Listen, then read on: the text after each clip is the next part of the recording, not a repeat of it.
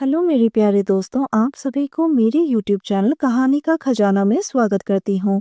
I hope आप सभी लोग खुश होंगे, स्वस्थ होंगे। चलिए दोस्तों, आज आप सबको मैं एक नई कहानी सुनाती हूँ। मेरा नाम विशाल है। मैं शिमला में नौकरी करता हूँ। ऑफिस के काम के चक्कर में मुझे बार बार उत्तराखंड जाना पड़ता है। मेरे साथ मेरा परिवार है, मेरी पत्नी रंगोली और हमारा 2 साल का बेटा। मैं 35 साल का हूँ और रंगोली 30 साल की। मैं बहुत ही हंसमुख और मिलनसार मर्द हूँ और किसी से भी बहुत ही जल्दी दोस्ती कर लेता हूँ। प्यार मोहब्बत के मामले में मैं बड़ा ही बिंदास हूँ। हमारे पड़ोस में एक परिवार रहता था। भावे 40 साल का, एक दुबला पतला, और उसकी पत्नी आशा 32 साल की थी। उनके कोई बच्चे नहीं थे, फिर भी वो दोनों खुश रहने की बहुत कोशिश करते थे। भावेश भी सरकारी नौकरी करता है और महीने में 15 से 20 दिन उत्तराखंड में ही रहता है। जब हम उनके पड़ोस में रहने आए तो आशा हमारे बेटे को बहुत प्यार करती थी, शायद इसलिए कि उनकी अपनी कोख सुनी थी। धीरे धीरे मेरी पत्नी रंगोली और आशा में पक्की दोस्ती हो गई। मैं उन्हें आशा भाभी कहकर बुलाता था।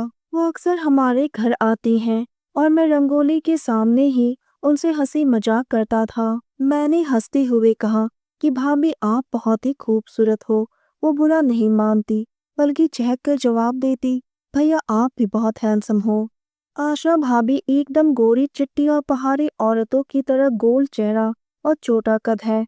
हमारे बीच इसी तरह की हंसी मजाक चलती रहती है, लेकिन मैंने कई बार आशा भाभी के चेहरे पर उदासी देखी है। दोस्तों, चैनल पर नए आए हैं तो इस वीडियो को एक लाइक करें और चैनल को एक सब्सक्राइब करें ताकि ऐसी ही कहानियां आप सभी को मिलती रहें। एक दिन ऑफिस से खबर आई कि मुझे अगले दिन ही उत्तराखंड जाना है।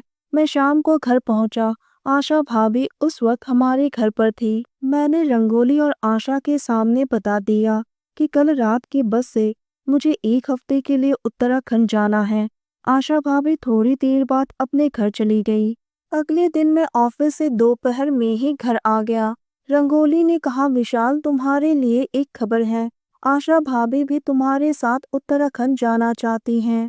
उसका पति वहां पर बीमार है और उसे हॉस्पिटल में भर्ती कराया गया है और वो उसे देखने जाएगी और तुम्हारे साथ ही वापस आएगी। मुझे सुनकर बहुत बुरा लगा। एक तो बेचारी यहाँ पर अकेली रहती हैं, बच्चे भी नहीं हैं और ऊपर से पति भी वहाँ जाकर बीमार पड़ गया है। मैंने कहा, ठीक है, वो तुम्हारी सहेली है, पड़ोसी है, तो मैं उसके पति के पास उसे छोड़ दूंगा।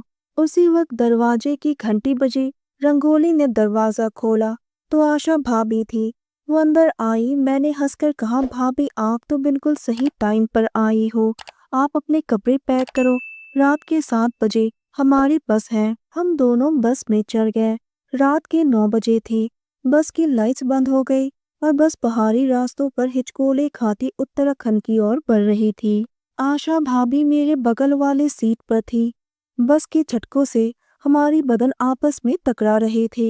उनका खूबसूरत सा मासूम चेहरा मुझे बहुत परेशान कर रहा था। मैंने बड़ी मुश्किल से अपने आप को काबू किया। थोड़ी देर बाद आशा भाभी को नींद आने लगी और उनका सर मेरे कंधे पर टिक गया। मैंने हिम्मत जुटाई और अपना हाथ पीछे किया और उसे कस के अपनी बाहों में भर लिया। आशा भाभी बोली, भैया थोड़ा आराम से पकड़ो, मुझे दुख रहा है। मैं तो सुनकर पागल हो गया, पर अपने आप को रोक नहीं पाया और उनके होठों पर अपने होठ रख दिए। फिर वो बैग से अपना चादर निकाली और हम दोनों चादर ओढ़कर सो गए। सुबह के 5 बजे बस उत्तराखंड पहुंची। मैंने होटल में एक कमरा ले लिया। कुछ बातें जो होती हैं वो कहने की जरूरत नहीं पड़ती हैं, बस आंखें ही सब कुछ कह देती हैं। और उसके बाद हम दोनों का सुप्रभात में ही कार्यक्रम हो गया। उसने कहा, जब से तुम्हारी पत्नी ने तुम्हारी तारीफ की, तब से मैं तुम्हारे साथ अकेले में समय बिताने के लिए तरस रही थी। जो मौका आज जाकर मिला, और ये मौका मैं किसी भी कीमत पर गंवाना नहीं चाहती हूँ। सुबह सुबह आशा भाभी की मीठी आवाज पूरे होटल के कमरे में गूंज रही थी, जो मेरे कानों को सुकून दे रहा था। मैंने पूछा, आप मेरा साथ पाकर खुश तो हो ना? उसने कहा, क्या मैं 1 हफ्ते आपके साथ यहीं रुक सकती हूँ? मैंने कहा, क्यों नहीं। उसके बाद तो हमारी सुप्रभात की कार्यक्रम फिर से शुरू हो गई। दिन के 11 बजे वो अपने पति से मिलने के लिए चली गई और मैं ऑफिस के काम से निकल गया और 1 हफ्ते तक हम दोनों साथ ही रहे। दोस्तों, आप सबने अपना कीमती समय निकालकर इस वीडियो को सुना, इसके लिए आप सभी को धन्यवाद करती हूँ। धन्यवाद दोस्तों।